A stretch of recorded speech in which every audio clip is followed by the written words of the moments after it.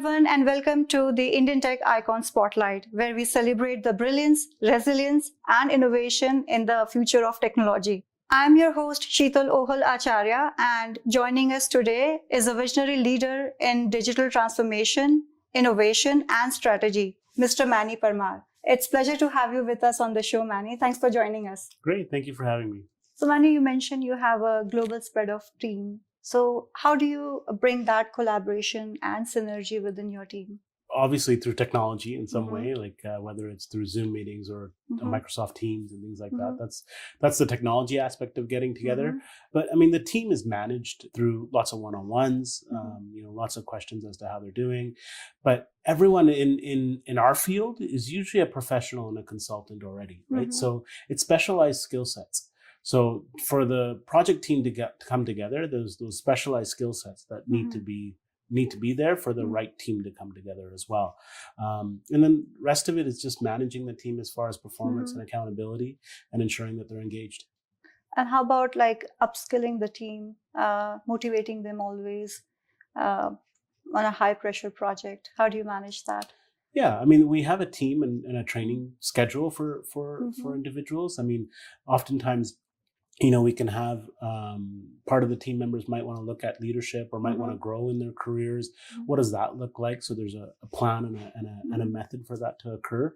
So when we talk about one-on-one conversations and engagement, that's part of it, right? Is where does performance fall into it? How does one build their skill sets? We have multiple vendors that we support and multiple different tech solutions as well. So when there's a specialist or a technician who's good at one, they might want to learn another to, expand their skill sets. So we encourage that. And looking at your career progression, what do you think, like as a leader, what all qualities do you see have evolved over all these years? In myself? Yeah. I think the more a leader can step back and see things from almost a helicopter view or a wider view, and not be so entrenched into what we're busy with, the more you can actually see what the issues might be that you can resolve. And sometimes you have to let things play out. There can be, little issues or risks that can occur, but until you can see those risks realized, you can have a plan in place as to how to manage them or how you might mitigate them. But once you see the risk be realized, then you can action, right? Preemptive action can cause harm, right? In fact, you might even get into a scenario where something can solution itself if you just let it breathe. So that's what I mean by taking a step back. Sometimes you need to let the work breathe and you need to let it continue to actually see, okay, if this risk does occur, I'll step in. But if it doesn't, it might find a solution. And sometimes you'll be surprised because of the team you have, they can come up with solutions that actually might resolve it better than what your mitigation strategy might have been anyways. So I've learned, in time to better myself as a leader. It's great to step back and actually let the team focus on resolving things first before stepping in and trying to mitigate it. And that's a wonderful leadership quality. So again, talking about the technology side, AI is the new buzzword these days.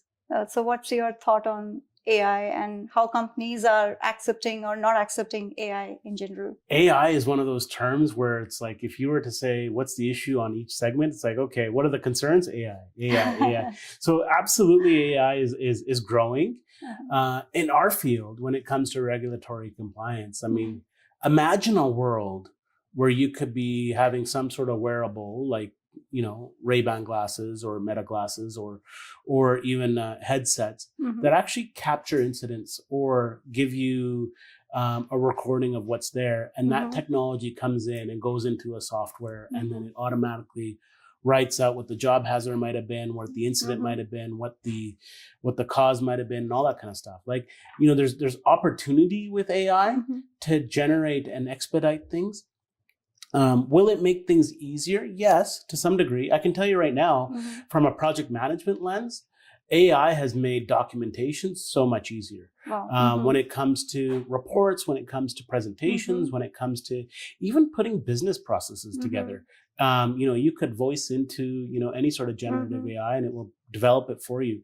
So the ease of the technology is there.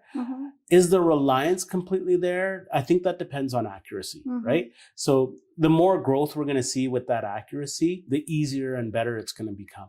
Right now, we have lots of vendors in our field where they're looking at AI, but they're third-party solutions. They're getting an AI company to come in to integrate with their software to make it do things that maybe it couldn't do before. That's a pro and it's a con. It's also a cost, but does it really better what the client is looking for? Right. So it's room to grow for sure. And have you seen any kind of pushbacks or reluctance for using AI in general, like in business? If your compliance is incorrect, if you are recording an incident and it's being done incorrectly because you did it through AI, that's a challenge. You're now not in compliance.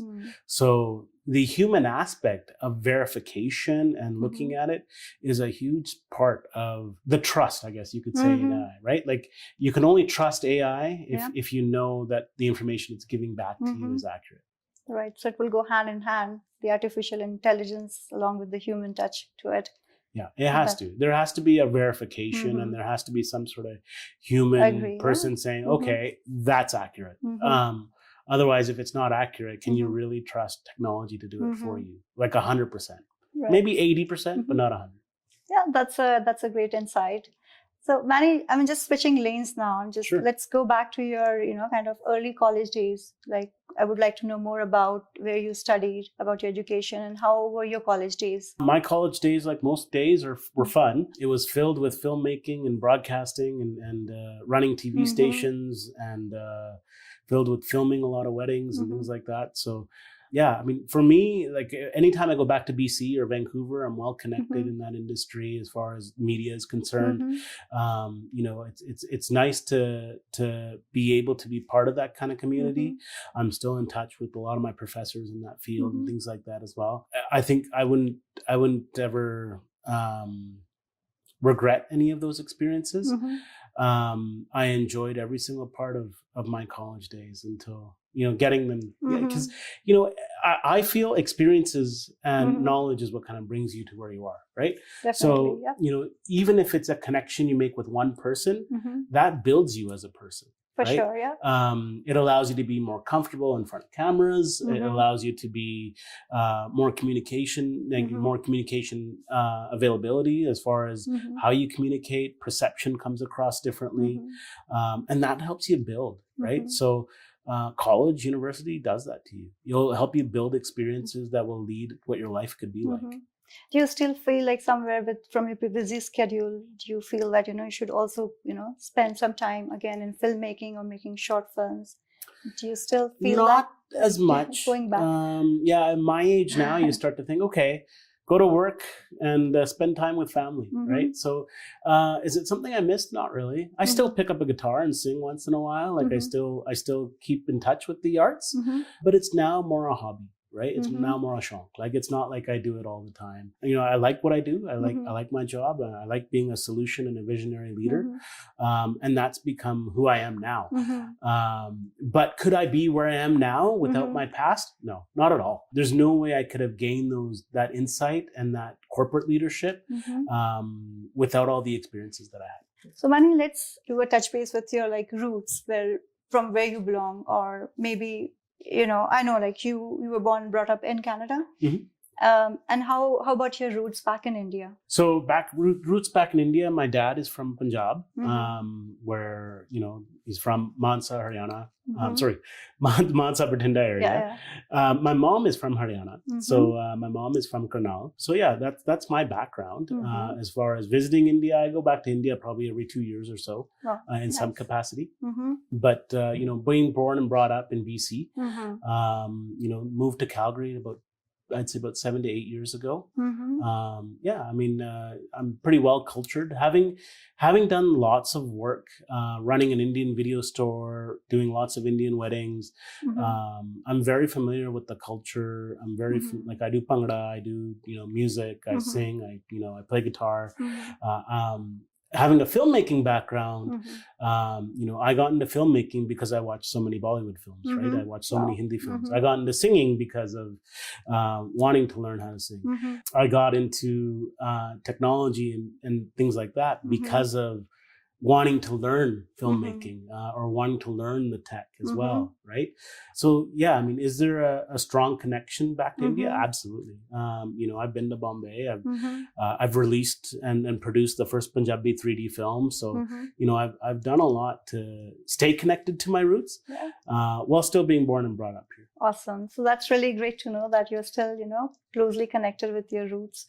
Now, talking about the upbringing here, or maybe talking about, again, going back to your college days, and were there any mentors or professors who have a lasting impact on you, or maybe someone who has guided you through your professional journey? If anyone has ever gone to BCIT broadcast television, they'll know the names of like Robert Nason, who was a really strong mentor of mine. He has a huge background when it comes to news and production and things like that. He was very stickler on documentation and ensuring that you have a process in place. And in fact, if you think about that tie into project management and growth in tech, it comes from that. My prof, Robert Nason, he would actually make us make a production workbook, which was like this huge book of planning as far as structure, as far as all the call logs, all the shot logs, everything, all in one book. And in fact, when you look at it, that's what a project workbook is, right? When you put a project together, all your planning exercises, all your risk mitigation, all your communication logs, it all comes together. So, I mean, that was the tie-in. Adnan Hussain was another professor of mine who, worked for the CTV for the longest time. He taught me a lot of different tech. So when I was toying with, I went to school at a time when the transition from film to digital happened. In fact, when I was doing my final year project at Simon Fraser University, many of the students chose to shoot in 16 millimeter film. At that time, I chose to shoot in digital because I had the experience in shooting digital already. At that time, there was DVC Pro by Panasonic. I already knew about 16:9 and shooting cinema style, shooting 24p when it first came out in digital. So that's where I shot my film. I shot my final film on 24p. And luckily, when we were doing the presentations at the end, the projector was a digital projector running on 24p. And they decided to show my film at the end, and it just looked amazing compared to some of the film work that was done. It would have been a wonderful experience. It was. It was a fantastic experience. And to actually see your film being presented at that level and seeing this whole transition happen from film to digital, that's what gave me the key and break-in. And because I loved tech so much, deciding to do a 3D film was a challenge on its own. And especially being the first to do it, how do you make a real live action 3D film and make it marketable, make it technology, like make the technology actually work on a lower budget on a scale? Because this is an independent film made in BC. How can we make a low budget film but yet still release it worldwide? And I think we succeeded. To learn from challenges as well. Yeah, well, we were nominated for 3 Leo Awards. Best director, best film, and best lead actor back in 2013. That's awesome. It was quite the accomplishment. And quite a journey, right? Oh, yeah.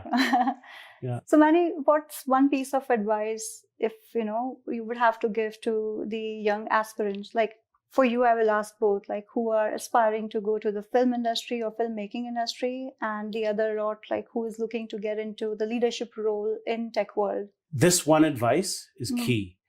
And in fact, I can even say it in Punjabi, it's कहना te karna are two different things, right? To say you're going to do something and to do it are two completely different things altogether.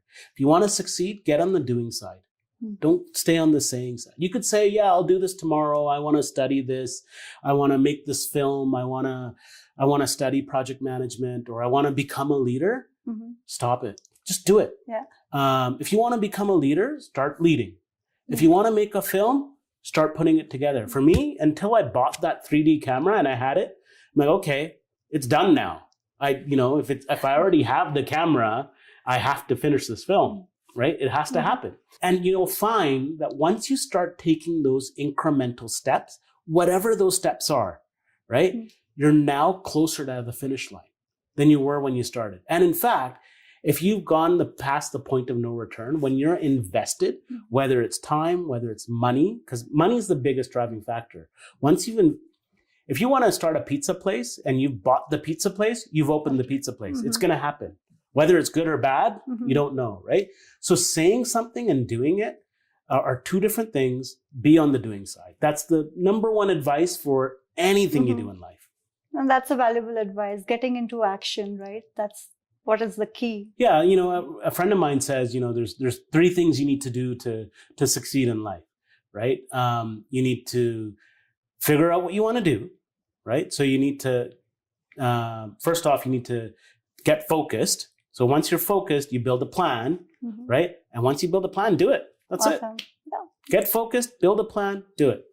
So, Manny, outside of the technology and filmmaking, what keeps you motivated? What all are the hobbies and interests which you pursue out of your busy schedule? I love to sing and play guitar. I like to stay involved in the arts in some sort of way. Now, as I've gotten older, just going for walks is nice. Going shopping is nice. Getting out with family, enjoying time, seeing sights and things like that. Even doing household work is sometimes good, right? Like if you can do it with your family in some sort of way, keep yourself engaged, it's the best thing. So Manny, talking about your family, you mentioned doing household work. So that, kind of would like to relate that with, or would love to know who all are the key members in your family. Yeah, so I have a family of 6, including myself. I have 4 kids, ranging all the way from 9 years old to 19 years old, with a couple of 14 years old in the middle. And then my wife as well. So, 6 of us in the household. 2 boys, 2 girls. Oldest is the girl and the youngest is the boy. So yeah, I mean, wide range of kids, and then also, just a high-spirited family. Wow. And then I'm sure they all keep you motivated always. Yeah. I mean, everyone, as kids grow, it's nice because if you have the range, you've kind of gone through it, so you know how to handle the next one, but everyone's so different. But it's good. That's part of life, right? So, I enjoy guiding and providing advice and kind of leading in that way. Household is also a place where you can be yourself. You can let go. For sure, You don't need to worry about an avatar that you put on at work or anything like that, right? You can almost disengage and ask for help and things like that, right? So, and you can only do that with family members. That's true. That's absolutely true. And how about your wife? Is she also working? She works, as well. She's also very supportive in my field as well. She does everything around the house. She works as well. She does, she's super supportive as far as my career is. Awesome. And then how do you both strike out the balance between like work and spending time with family, given the busy schedules? Yeah, so we, my wife and I, we have a mantra where it's like every single week, one day, one evening is ours. It keeps us engaged. We like to always have at least 2, couple trips in a year where, whether it's our anniversary or someone's birthday or something like that, where we're always keeping connected. If the more you could spend time with your partner, the better partnership and the better life you have.